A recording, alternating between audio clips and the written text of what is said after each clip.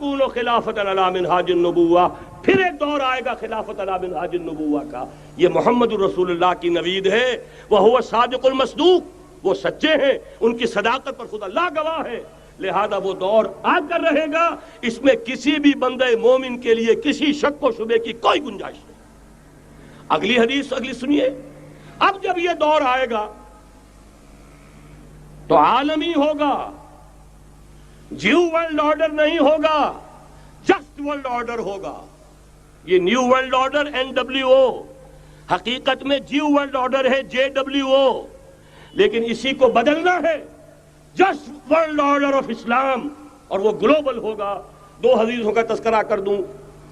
حضرت ثوبان حضور کے ایک آزاد شدہ غلام تھے، وہ روایت کرتے ہیں، مسلم شریف کی روایت ہے، یہ صحیحین میں فرماتے ہیں کہ حضور نے ارشاد فرمایا، ان اللہ زوالی الارض فرأیت مشارقها ومغاربها وان امتی سیبلغ ملکها ما زوی لی منها، رواہ مسلم رحمہ اللہ۔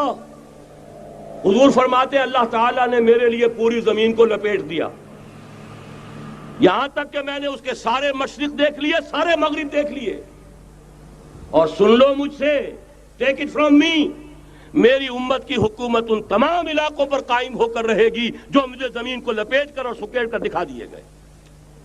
گلوبل ہوگی کہ نہیں؟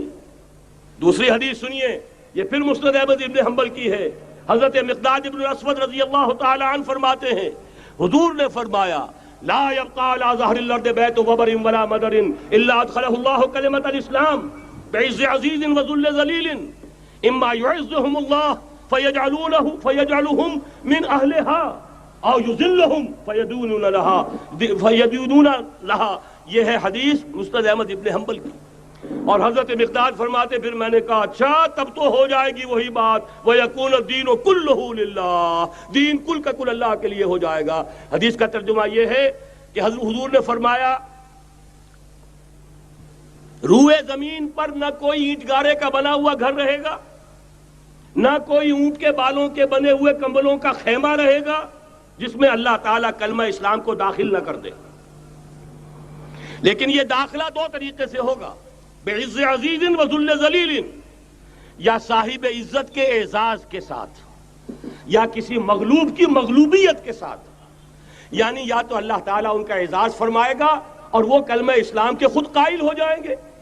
جب گھر والا خیمے والا اسلام لے آئے گا تو اسلام اس کے گھر میں داخل ہوگا، اس کو بھی عزت نصیب ہوگی۔ وَلِلَّهِ الْعِزَّةُ وَلِرَسُولِهِ وَلِلْمُؤْمِنِينَ، عزت تو حق ہے اللہ کا، اس کے رسول کا اور اہل ایمان کا۔ اور اگر وہ اسلام قبول نہیں کرے گا تو یؤتُ الْجِزْیَةَ عَنْ یَدٍ وَهُمْ صَاغِرُونَ، چھوٹے ہو کر رہنا پڑے گا، جزیہ دینا ہوگا، اسلام کی بالادستی قبول کرنی ہوگی۔ بتائیے اس کے بعد بھی کوئی شک ہے؟ یہ ہے آسمانی نقشہ۔ یہ اللہ فرما رہے ہیں واللہ متم نورہ ویابی اللہ الا یتم نورہ لیظہرہ علی الدین کلہ ولو کرہ المشرکون، یہ اللہ کا فیصلہ ہے۔ ادھر یریدون لیطفئوا ہے، یہ زمینی نقشہ ہے۔ اب شکل کیا ہے؟ اب میں آپ سے عرض کر دوں کہ ان دونوں کے مابین جو خلا نظر آ رہا ہے، کوئی شخص یقین کے ساتھ نہیں کہہ سکتا کہ اب حالات کا کیا رخ ہوگا، اس لیے کہ ظاہر بات ہے قرآن مجید میں مستقبل کے بارے میں خود حضور سے کہلوایا گیا، وَإِنْ أَدْرِي أَقَرِيبٌ أَمْ بَعِيدٌ مَا تُوعَدُونَ، لوگوں مجھے معلوم نہیں ہے کہ جس بات کی تمہیں خبر دی جا رہی ہے وہ قریب آ چکا ہے یا دور ہے۔ وَإِنْ أَدْرِي لَعَلَّهُ فِتْنَةٌ لَكُمْ وَمَتَاعٌ إِلَىٰ حِينٍ، اور میں نہیں جانتا، ہو سکتا ہے اللہ کچھ اور مہلت دے دے تمہیں، اور کچھ اور آزمائش جو ہے اس کے لیے تمہارے لیے کوئی اور مہلت عطا فرما دے، ہو سکتا ہے۔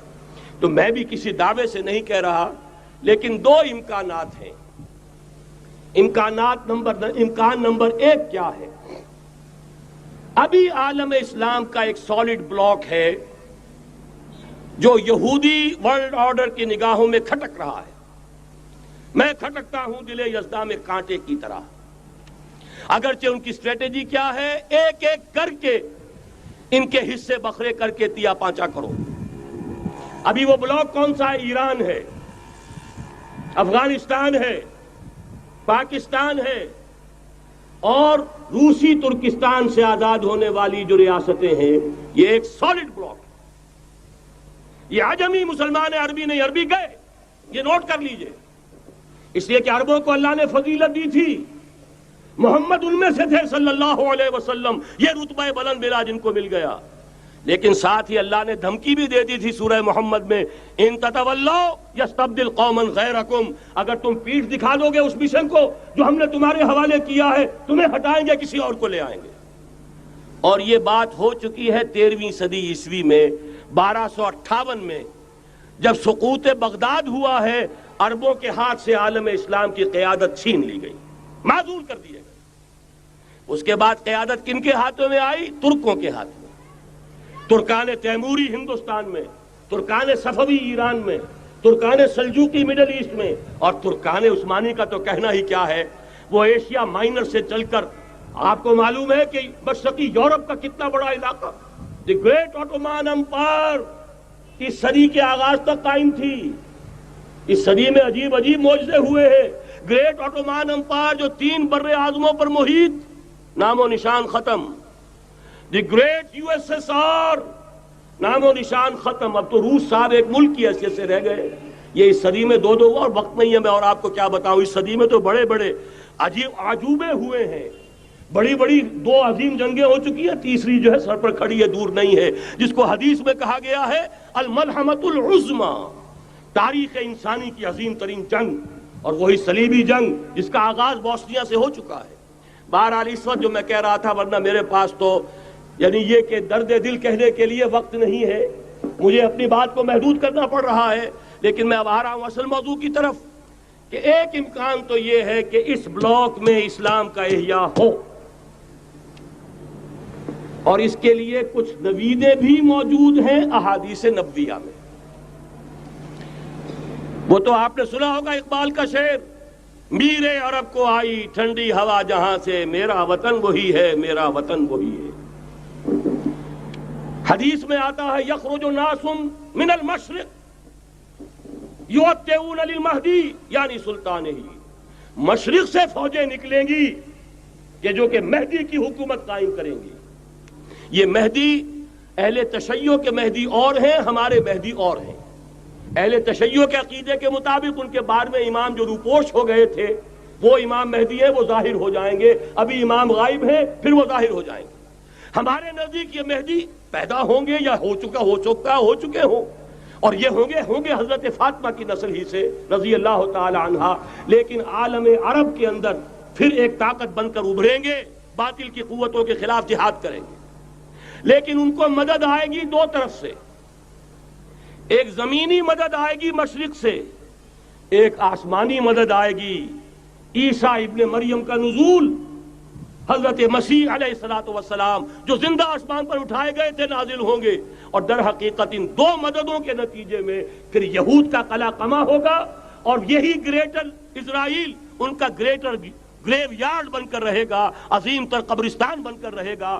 اس کی بڑی واضح حدیثیں موجود ہیں، اس کی بڑی تفصیلی خبریں موجود ہیں، یہ احادیث کی کتب کے اندر، بدقسمتی سے ہماری اس کی طرف توجہ نہیں۔ ایک تو یہ ہو سکتا ہے، اسی طریقے سے ایک اور حدیث ہے، یخرج من خراسان رایات سود، اور یہ مسلم شریف کی روایت ہے، نوٹ کیجئے گا، نہیں ترمذی شریف کی روایت ہے، یخرج من خراسان رایات سود لا يردها شيء حتى تنصب بإيلیا، اور خراسان حضور کے زمانے میں آج کے افغانستان کا نام تھا۔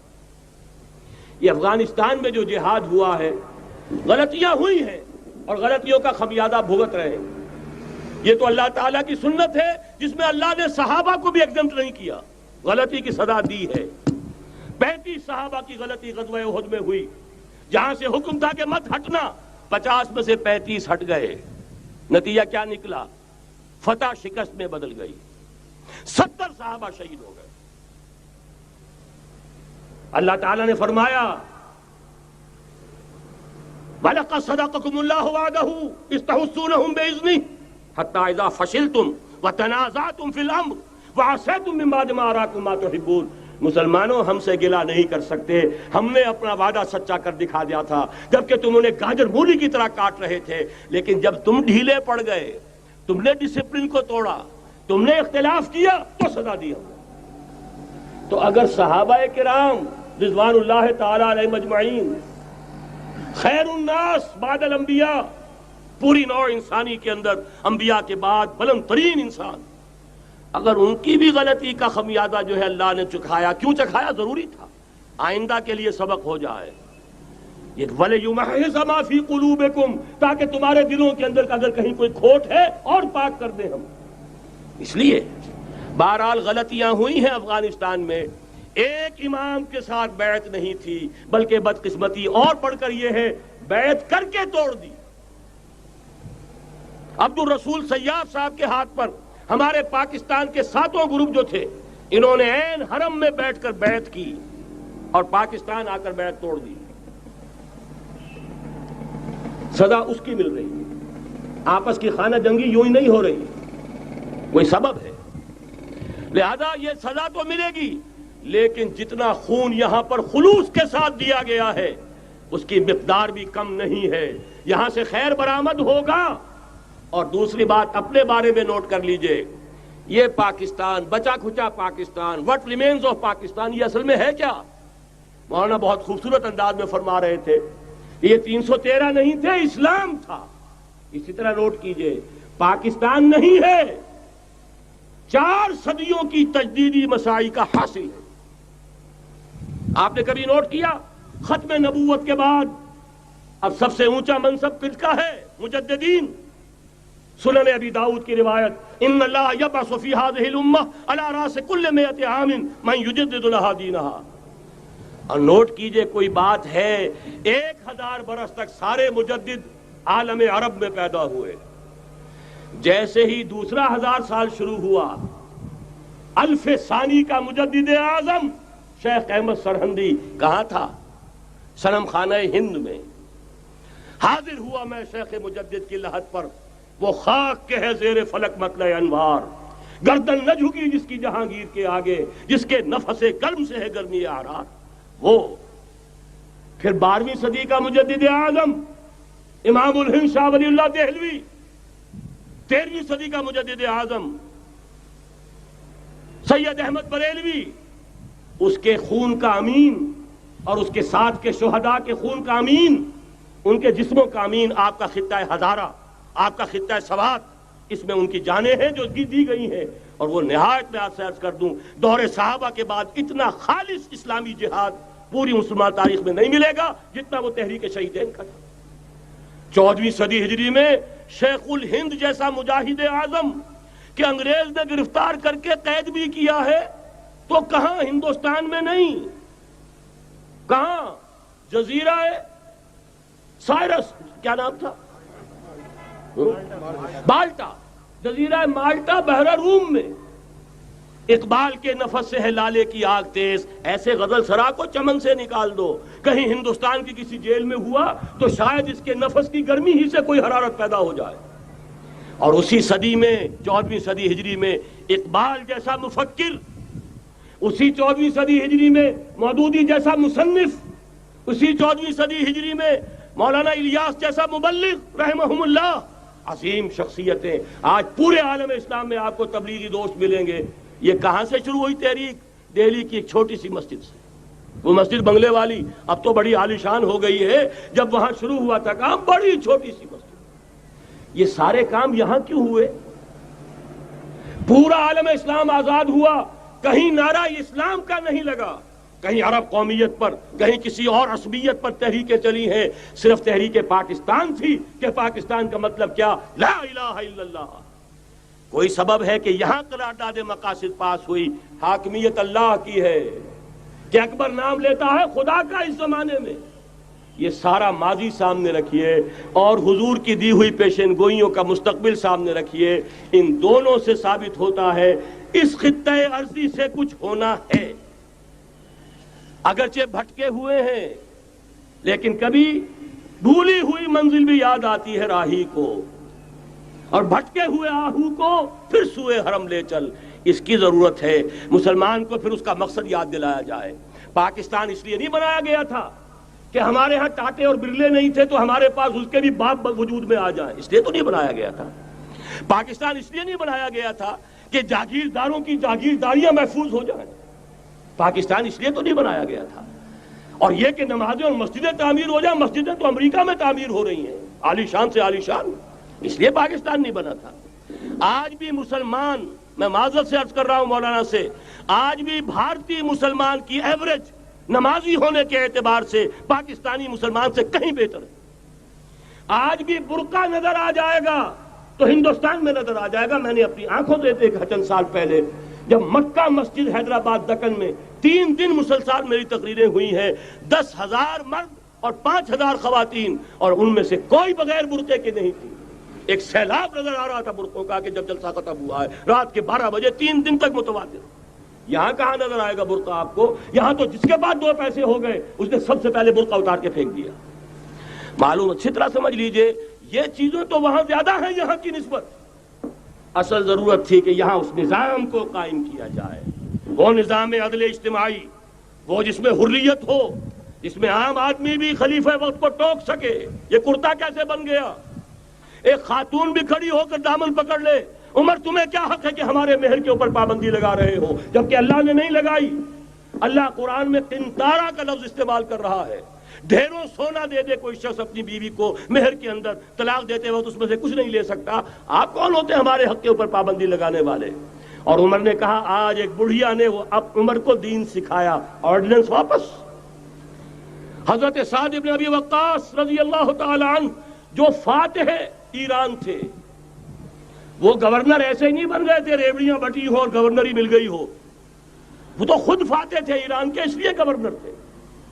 صرف ایک پرچہ پہنچا ہے بارگاہ خلافت میں، حضرت عمر فاروق کے پاس انفارمیشن آئی، سعد نے اپنے گھر کے باہر ڈیوڑی بنا لی ہے اور ایک دربان کھڑا کر دیا ہے۔ حضرت بلال کو بھیجا ہے رقعہ دے کر، اور یہ حکم تھا کہ بلال پہلے تو جاتے ہی ڈیوڑی میں آگ لگا دینا، پھر یہ رقعہ دینا میرا۔ اور رقعے میں لکھا ہوا تھا، اے سعد، لوگوں کو ان کی ماں انہیں آزاد جانا تھا، تم نے انہیں اپنا غلام کب سے بنا لیا ہے؟ یہ دربان کھڑے کر دیا اپنے آگے۔